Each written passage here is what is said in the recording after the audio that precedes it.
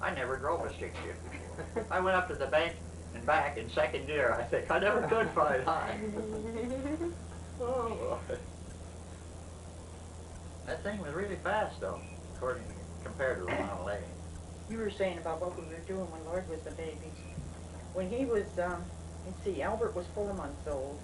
He was about 2 years old when we moved up to Norfolk, Jackson, regular old Jackson, Michigan. And all we had was an old farmhouse that his father had, I don't know, could not even get, I don't know how he did it. Milking it, I guess they call it. And it was in it was uphill and down there like this, you know. And we had to go on welfare. We should have stayed right where we were in Redford Township because we would have been able to get a lot more assistance and everything, you know. And he didn't want to do it because he wasn't working. He was laid off from Ford. They all went on WPA 3 days a week for all the flour they could use. He could have stayed, you know, we would have been a lot better off. But I don't.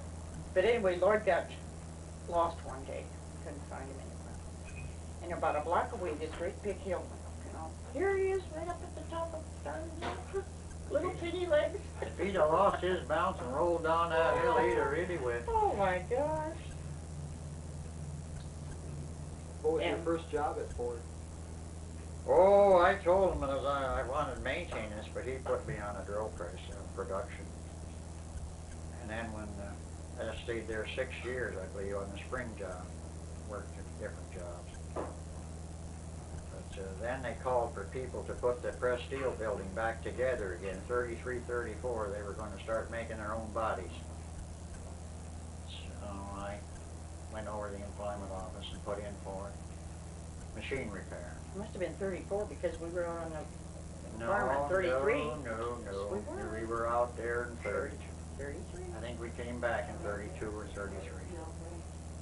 Anyway, Oh, it wasn't born until 32? Scared the hell out of you, know. If you don't make good on this, you're out, he says. No second chance. Oh, what'd we have, 2 or 3 kids then? Well, I couldn't see staying with that production job the rest of my life. So Well, I don't know what you're talking about because Albert was born in 32. Get away from the figures, will you? Oh, You don't mean that much. I don't know what year you're talking about. Barbara was born in 34. Well, anyway, that's where I lost my eye. Guy was beating hell out of a chisel trying to wedge a collar off a shaft on a punch press. And the chisel was heat treated, and also the collar was tool steel. And I just told myself to get out of there. I was about 5 feet away from him.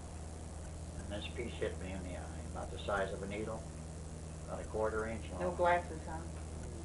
Anything at all would have stopped it, you know. So they took me to Ford Hospital there, made me sign a wage thing that I'd pay the bill in case it turned out to be that I was faking or something. They didn't take no chances. I argued with them for over an hour. I held a dirty old handkerchief up there and the blood was coming out. Well, the eye filled full of blood, you know, and I was blind in it for 10 years. The doctor said it'll come working out. Sure enough, 10 years it come working out. The lid kept catching on it. Went back down there to Ford Hospital and they pulled it out with a pair of tweezers. It was too late. Too late. Shortly after that, the eye started ulcerating. And I went back and I'd step out in the bright sunlight, you know, I couldn't see a thing with the other eye. Yeah, it was going in sympathy with the other one. Everything works in sympathy. Ears, feet, you name it. So I went back down there and he pulled it out. Anyway, they made me pay to take the eye out after getting hurt at Ford's. I ended up with $1,800 and that was it. And I had to get $72 a month. They would $18 a week. They wouldn't give you any in advance. That's how we built the house on Inkster Road. That money.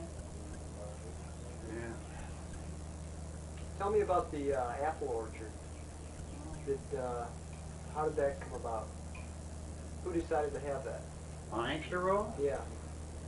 Well, sir, that turn came out because I sold this guy well, it was a middleman. Lucas was his name, and then there was a hillbilly named Melton, I think.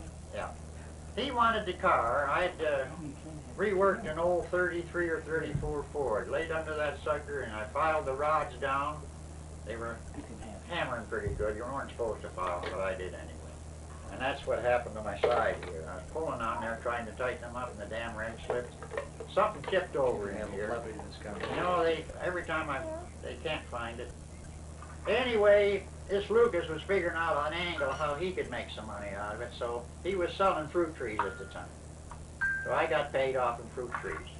You helped him plant them. Pardon? You helped him plant that orchard. I planted them all. He was with you. He gave me $5 to plant the orchard. How many trees were there? 100. 100 and some. 125. 125. And you haven't stopped planting ever since. Never stopped planting. Anyway, that one year, we picked over 600 bushels. But they had this blemish on them, and it looked like a worm had gone in there, and these people wouldn't have no They were only pot to skin do. deep. I sold them for $1 a bushel. Boy, you pay $1 for about 3 apples now, 4. And they don't taste any good either. I've never Those had an were apple good that tasted as good as they were. Certain time of the year when the frost first hits them, that juice would just run out of them. We had that subdivision street there, Newcastle, right next to us. And towards the last, why, they were cleaning us right out. Wenzel stepped to his door one day to try out a new gun, you know, and he shot off in the distance there. And he was telling me, these kids came out of that orchard with wheelbarrows, baskets, buckets, running like hell. They thought somebody was shooting at them. Boy, you got a We lot of... planted corn back there one year, and they came over and got corn. It was field corn too. I guess it was for the cows. Anyway, they put it in their wagons and they went through that subdivision selling that corn. Went into business. She tried to have riding horses. They went back there and cut the fence and took them out. I didn't have too much trouble actually. But the piece was a long, narrow piece, and they figured that back piece belonged to them. Then when the trucking companies come in with a 6-foot fence and barbed wire on top, that kind of put a stop to it. They didn't like that. But they screamed bloody murder when I had that filled in, you know, they widened Inkster Road and the trucks come in there and filled that in with concrete, you name it. It wasn't clean filled there. Then when they got the rain, they got flooded out. Some of them had basements and they really shouldn't have had basements.